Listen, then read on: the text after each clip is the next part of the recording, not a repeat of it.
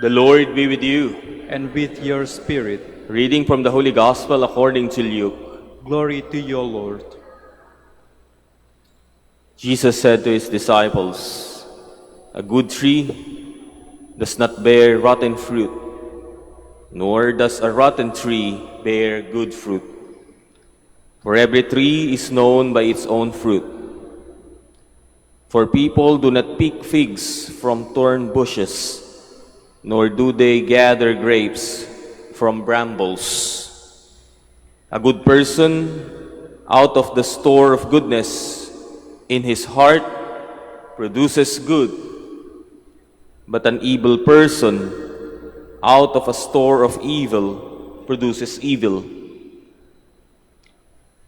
For from the fullness of the heart the mouth speaks.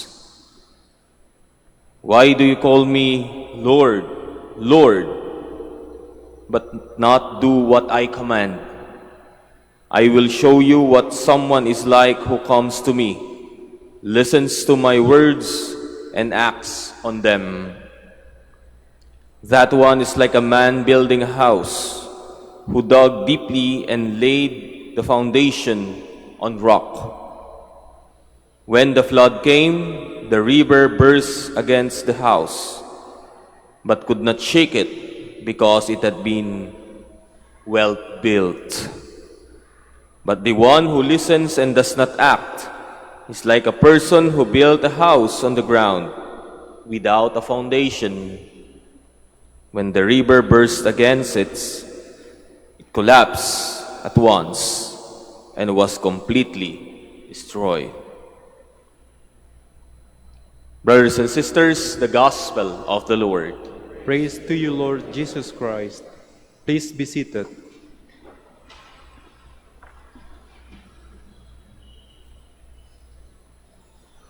Ngayong araw pong ito, sa unang bahagi po ng ating Ebanghelyo, ay ipinapaalala sa atin ni San Lucas ang kahalagahan ng pagiging isang mabuting puno. Ang isang mabuting puno o isang magandang lahi ng puno ay mamumunga ng mabuti din. Subalit, ang isang sira o bulok na puno, kailanman hindi namunga ng mabuting bunga.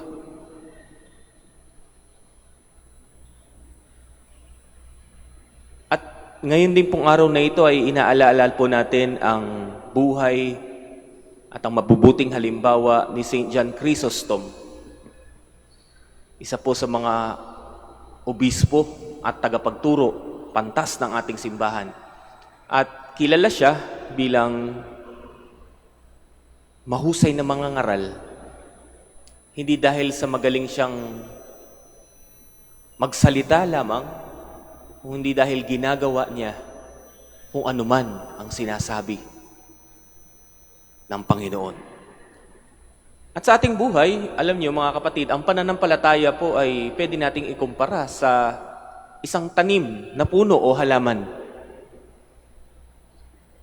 At ano nga po ba ang kailangan ng isang halaman o ng puno para mamunga?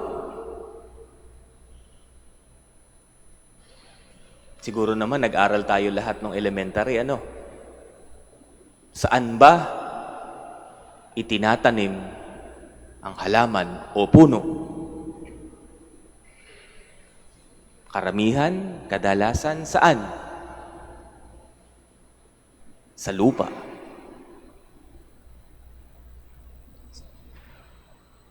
Kailangan ng halaman ang lupa.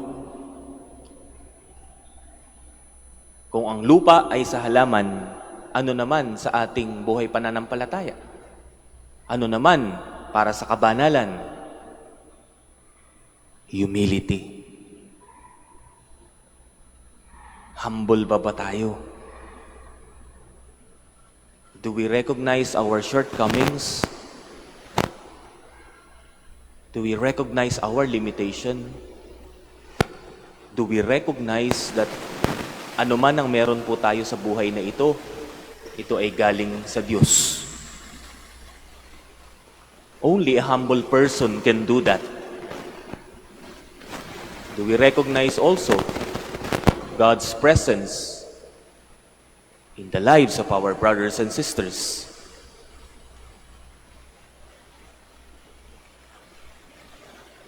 Only a humble person can do that.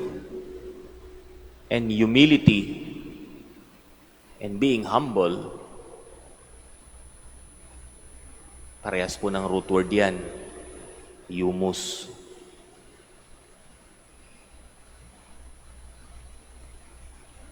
Ito'y makikita rin natin sa buhay at halimbawa ni St. John Chrysostom. Sa buhay ng pagpapakumbaba.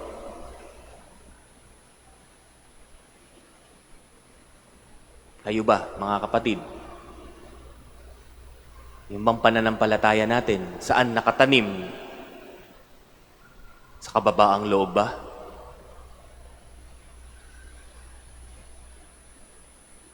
O sa pagpapakitang tao lamang?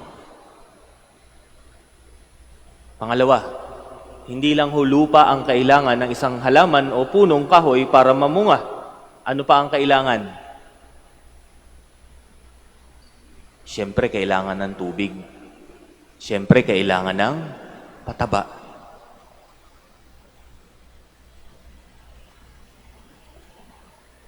Kailangan natin ng kababaang loob. At mula sa kababaang loob, diyan manggagaling ang kagandahang loob. Kabutihan. Hindi basta-basta mabubuhay ang halaman ng nasa lupa lamang. Kinakailangan itong diligan. Kinakailangan itong patabaan. At gayon din ang ating pagiging magpakumbaba. Ang ating pagpapakumbaba. Gayon din ang ating buhay. Kailangan din nating gawa ng kabutihan. Matuto rin tayong gumawa ng mabuti. Kung sinasabi ni Lord na gumawa tayo ng mabuti araw-araw, hindi lang yan pinakikinggan. At alamin niyo, ang unang-unang binabago ng taong gumagawa ng mabuti, hindi naman yung kapwa niya agad, kundi tayo mismo. Kinukultivate ba natin ang ating mga puso na gumawa ng mabuti? Pinalalago at pinatataba ba natin ang ating pananampalataya? Dinidiligan ba natin ito ng kabutihan? At pangatlo, hindi lamang lupa o tubig o pataba ang kailangan ng isang halaman para mamunga. Ano pa yung pangatlo? Yung pinaka-importante.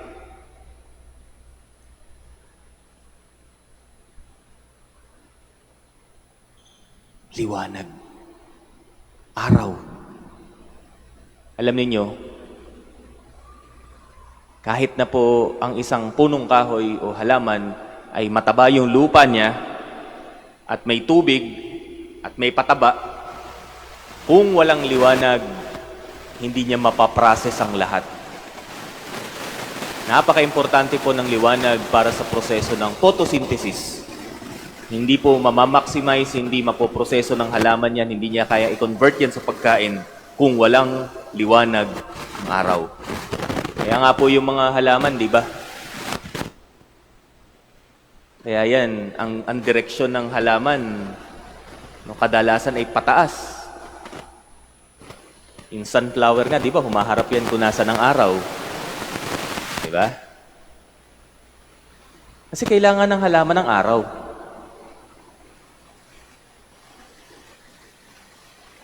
Kaya ba, mga kapatid? It is not enough that we have faith. It is not enough that we are kind. We should live out our faith. Isabuhay ang ating pananampalataya. At kapag isinasabuhay natin ang ating pananampalataya, hindi natin ito ikinahihiya, nagliliwanag. Mas nagiging malinaw ang lahat. Hindi lamang para sa atin, kundi para sa ibang tao. If we practice our faith, nagiging magaan at maaliwalas din ang buhay ng iba.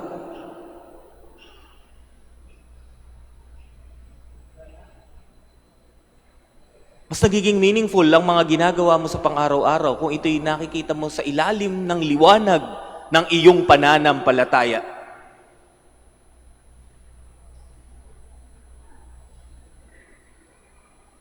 Because once again, we are not just simply hearers of the Word of God. We are doers. We must be doers. So my dear brothers and sisters, kung ang lupa ay para sa halaman, ang humility ay para sa pagpapakatao at kabanalan. Kung ang tubig at pataba ay para sa halaman o sa puno, para mamunga, gayon din naman, our kindness, our good deeds, ay para din sa kabanalan at pagpapalago ng pananampalataya. At higit sa lahat, kung ang araw ay kailangan upang maproseso ng halaman o ng punong kahoy ang lahat, upang siya'y makapamunga ng maayos, ng mabuti, gayon din ang ating buhay. Kailangan nating isabuhay ang pananampalataya upang sa gayon ay masabi nating tayo nga ay hindi lamang nagiging mabuting puno, kundi namumunga ng mabuti. My dear brothers and sisters,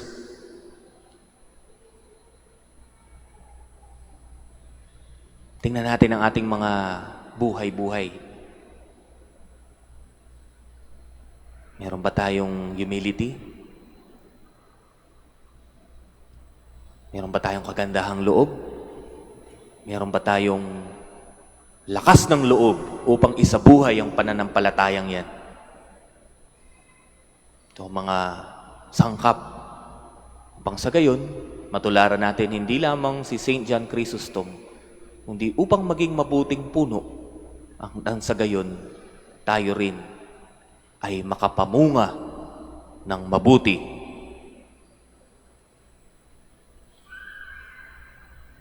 Ganon na po kalaki, ganon na po ka-healthy ang inyong pananampalataya.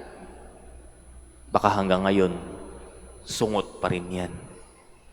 Baka hanggang ngayon, hindi mo dinidiligan yan. Baka hanggang ngayon, nakasuksok lang yan. Hindi mo pinaaarawan. Sinabi ng Panginoon, isinugo ko kayo upang mamunga ng masagana. Tanong mga kapatid, inaalagaan mo ba ang tanim ng pananampalataya sa iyong buhay?